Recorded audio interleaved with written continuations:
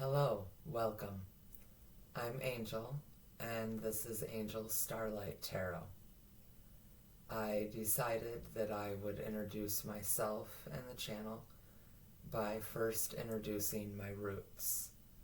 My great-grandmother, spiritualist minister, Reverend Pearl Reinhardt. She owned a church when I was growing up in Flint, Michigan, that still exists today under Reverend Rick Root. And when I was about 33 years old, I discovered an article that he had written about my great-grandmother that I'm going to start with tonight.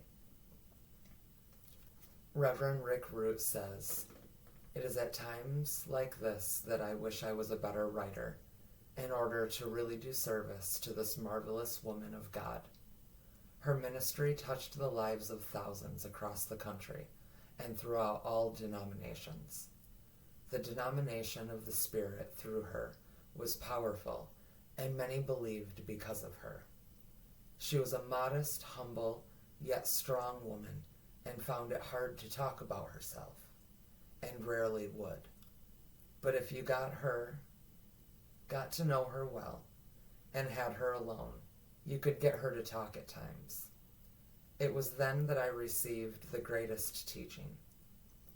I was truly blessed to know her and privileged to call her mother. I am still her spiritual son, for she is the mother of my spirituality, and sent me down the path I walk. I thank God that she is still in my life, though coming from the realm of spirit." Pearl Reinhardt's first experience with spiritualism happened when she went to see Dr. Smith, M.D., a spiritualist medium who had a medical practice in the city of Flint. It was while she was in the examination room with him that one of his Native American guides materialized in the full light, lifted his hand and said, "The Great Spirit says you are healed." And she was. This experience led to her initial investigations into spirit communication. Dr. Smith introduced her to Reverend John Bunker, a wonderful spiritualist medium and the founder of the Spiritualist Episcopal Church organization. She began to sit occasionally in his development classes in Eaton Rapids, Michigan, which is some distance from her home in Flint. He always had over 100 students in attendance every week from all over the state. A couple years later, Pearl was going through a difficult pregnancy and had been ordered to complete bed rest. She had a son and a daughter, my grandmother, at the time, but had experienced many miscarriages. In the last days of this pregnancy, Jesus appeared to her in the middle of the night and said, "Pearl, feed my lambs and feed my sheep." She told him, "No, Lord, I have this and my other children to raise." Then Jesus disappeared. In the middle of the next night, he appeared to her again and said, "Pearl, feed my lambs and feed my sheep." And again she said, "No, Lord, I have this and my other children to raise." He disappeared again. The next night he again appeared unto her, and this time he was surrounded with sheep and said to her, "Pearl, feed my lamb and feed my sheep." And she told him no. He told her to touch the sheep, and she did. She could feel their wool. He said, "Pearl, put forth your finger and behold my hands. Put forth your hand and thrust into my side. Do not doubt, but believe. The child within you is coming into this world just to be taken from it. I have given to you these 2 children to raise." He showed her 2 children of another medium, a boy and a girl. "Pearl, feed my lambs and feed my sheep." Again he disappeared. A few days later she gave birth to a son, who was taken from this world a few hours later. My great-grandmother did in fact have many, many, many miscarriages. She could not physically attend her son's funeral because of complications during and after the birth of this child. But the day of the funeral, she saw in the spirit all the flowers and cards attached to them. She knew who had sent each one. It was during this that she knew inwardly that she was to go into spiritualism. Later, she and her husband Fern, my great-grandfather, adopted those two children that Jesus had shown her. From the time of Jesus' visitation, her mediumship was in full bloom.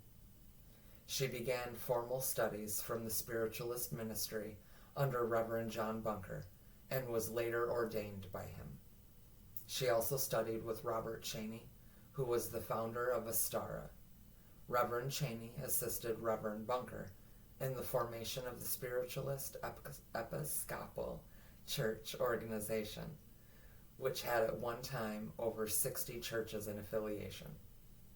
She pastored the Spiritualist Church that was then located on Avenue A in Flint, Michigan, for around 5 years. It has since moved to Mount Morris, Michigan, just outside of Flint. I ultimately grew up in Mount Morris, long after the fact. She left the church and organization and founded the Flint Spiritualist Church in 1954, which she pastored until God called her home. My mother was born in 1954. Pearl was a materialization medium and would have up to 5 fully materialized spirits walking around the room in the red light. Loved ones, guides, and teachers would appear and speak to the sitters. She was a trance channel, and spirit gave many wonderful discourses through her. She was a trumpet medium, and at times the trumpets would go up in the red light. The spirit world used this means to communicate messages from loved ones and teachings from the realm of spirit.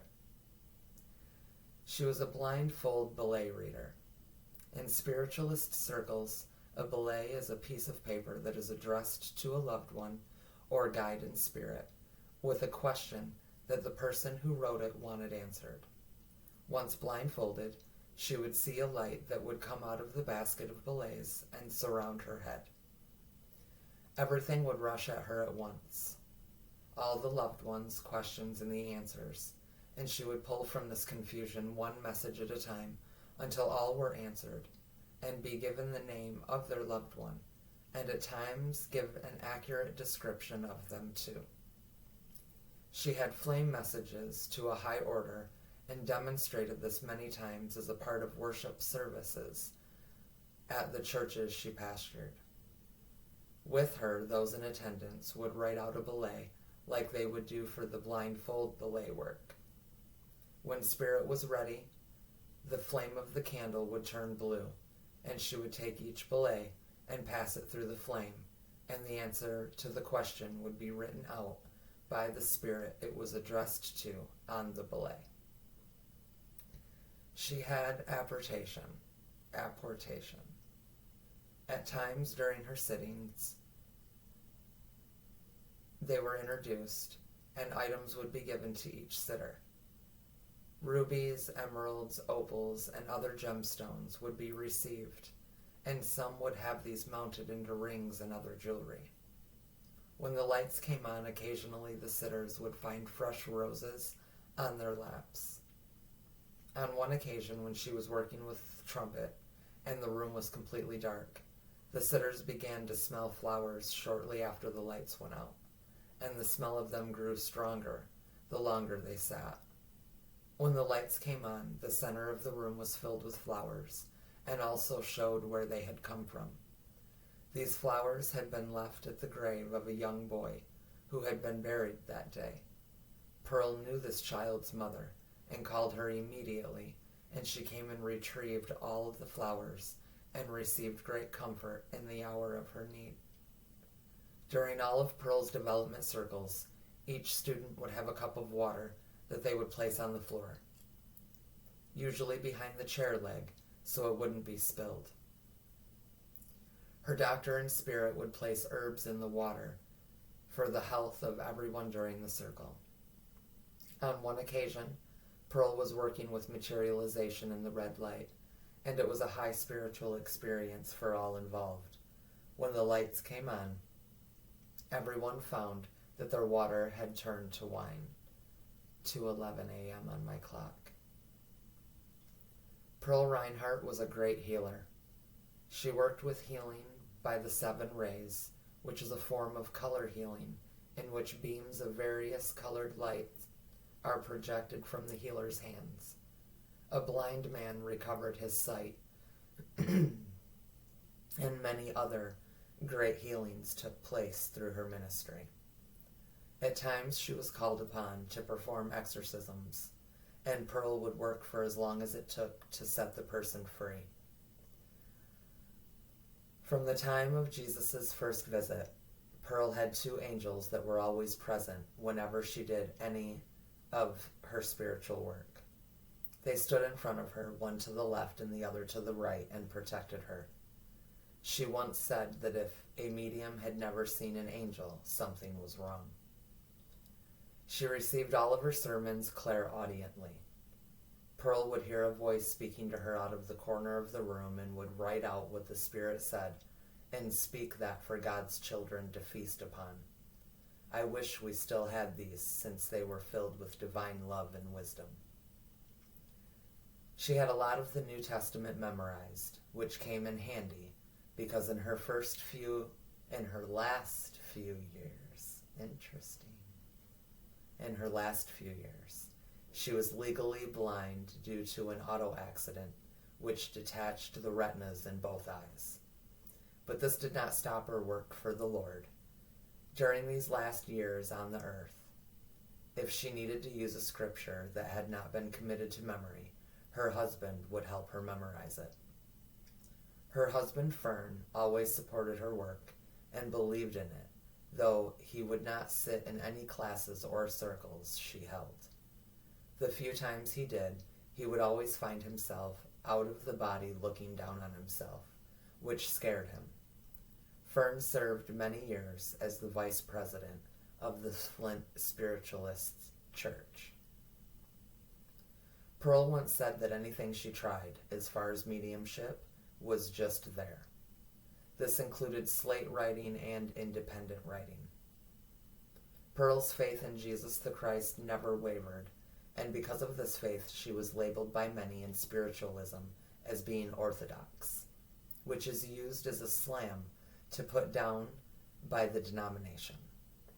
On occasion, she would be invited to be the guest speaker at other spiritualists' churches, and sometimes the pastor would stand up and say, "We do not believe the way she believes," as a part of their introduction of her. But with grace and love, she would serve anyway, and not let it get in the way of what God and Spirit wanted to do. If they had ever really listened to or truly studied under her, they would have found that she was far from orthodox, and it was only because of her faith in Jesus that she was labeled so. Reverend Pearl Reinhardt always allowed any doctrine or philosophy to be preached from her pulpit, as long as it was not hatred. She continuously booked ministers who held opposing views to hers. She was open and accepting and strove to walk in the light of divine love at all times. I asked her why she stopped working with physical mediumship. With the expression of deep pain written upon her, she said that one day she would tell me, but not now. Several years later, I had her alone and asked her again, and she said, still with deep pain written upon her, that she stopped because the people were worshiping her instead of God.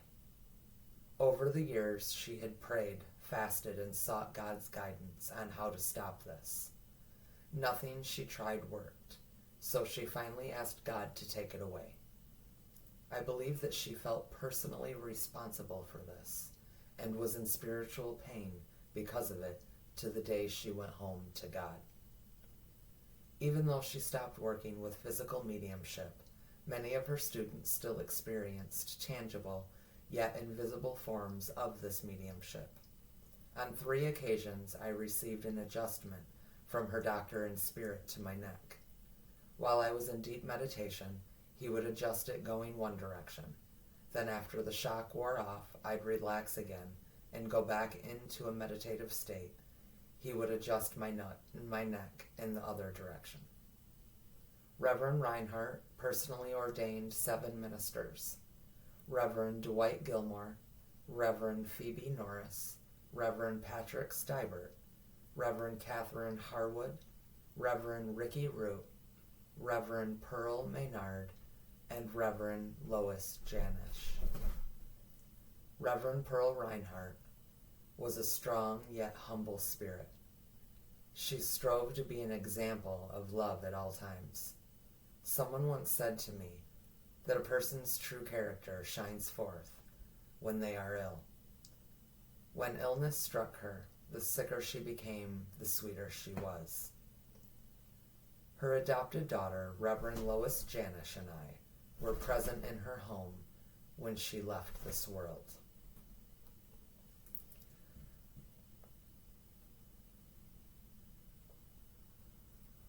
My great-gram loved God, spirit, and energy. That's my kitty you're hearing in the background, who's decided to get active right about now. I'm not surprised. Great-gram loved God, spirit, and energy long before it was the cool thing to do, and I'm proud of that. She helped pave our way to this day of openness live on social platforms and through the days of extreme hardship, throat chakra, in an attempt to study. My mother's mother was far from pleased being left to her care for the other 3 children, to care for the other 3 children. Miss Putty Putty. Why, her mother was creating our path forward, and negative things did come into play down the line because of that. As I was writing this morning, I then received a download that came together in a pretty little package. My great-grandmother was adopted. My great-grandfather was German. His mother, full-blooded German. What I realized, well, I've realized it before, when they've said that my grandmother was adopted. To me, the pictures that I've seen, the things that I remember, she absolutely resembled a gypsy to me, always. And what was put together this morning is that I, at this point, wholeheartedly believe that she was of Romanian gypsy descendant.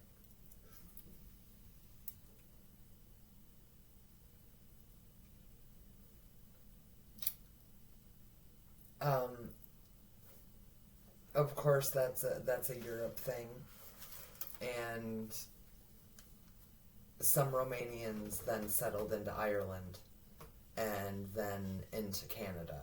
And I know that my great-grandfather's family, hence my great-grandmother, came in from Canada,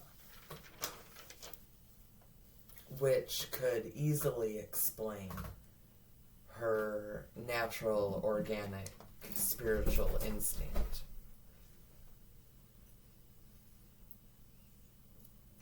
Which could then also explain the energy that Great Graham was trying to alchemize while here, in a time when it was very uncool.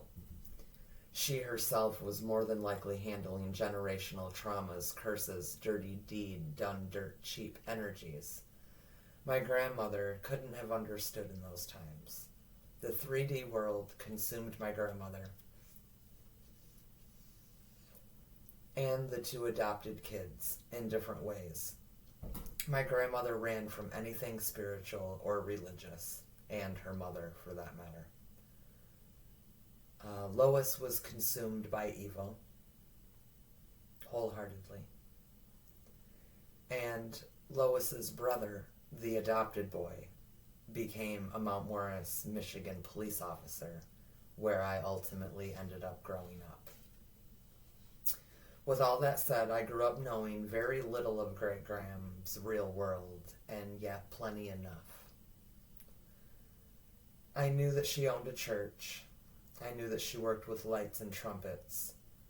I knew that the neighborhood kids and the alike called her church the Skull Church and the Red Light Church, having no idea that she was preaching the Holy Bible from her pulpit. I knew that she had adopted children that my grandmother was left to raise while she was out, quote unquote, honing her skill. My grandma didn't talk about her much, but my mother certainly did. She always said that gifts like hers were known to skip generations, and my mother believed it had skipped her and was given to me. I heard this my entire young childhood, even into my older childhood, my young adult life, and so forth. What's odd about that is that I can only remember meeting my great-grandmother once. Now, I know that I met her more than that.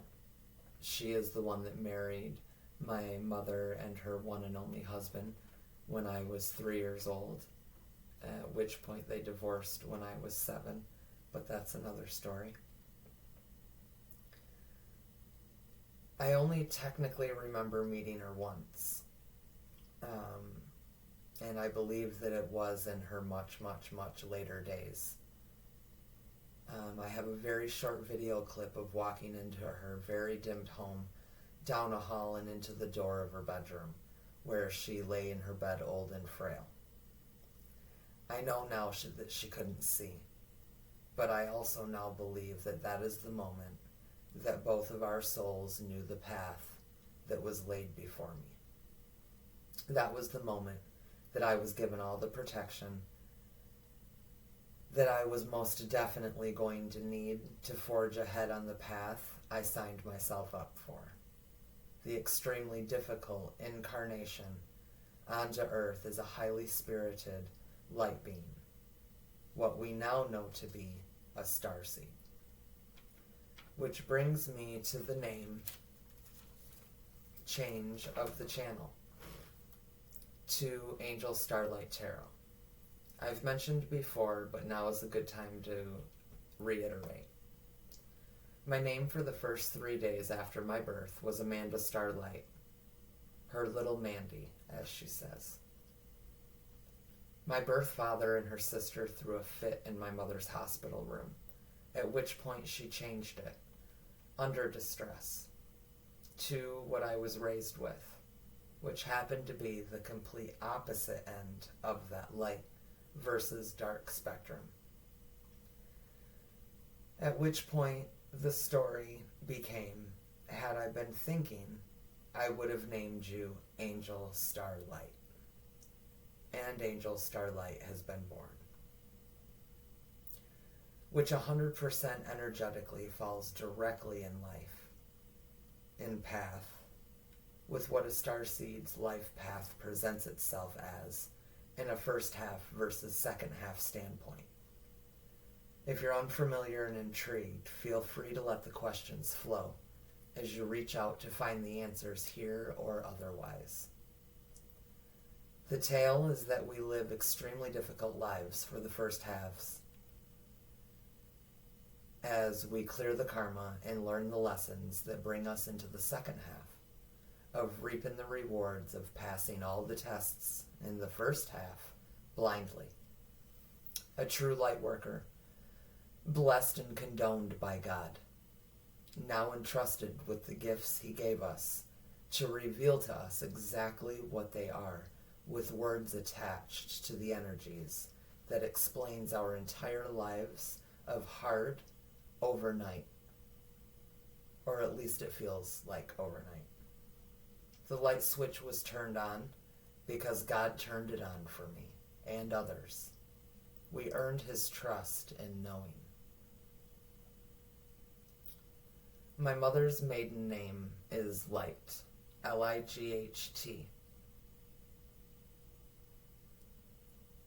My grandfather's grandmother, my mother's great-grandmother, was a full-blooded Potawatomi Indian. So again, Amanda Starlight was what my name was supposed to be. It was changed to what it was. Angelique. Angelique is the name after the very dark witch in the old Dark Shadows soap opera that I have just recently also learned that Johnny Depp recreated and did a Dark Shadows movie. Angelique was the dark witch that was destroying everything. When my name was supposed to be Amanda Starlight, and in essence, Angel Starlight. I've been Angel everywhere in my life, except for in school physically. And that was only because I started school with 5 other angels in my classroom.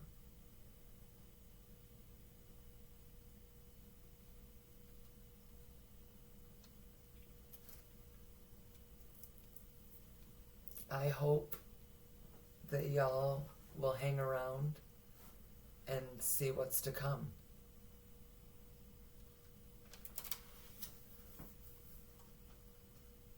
My tarot story will be coming next.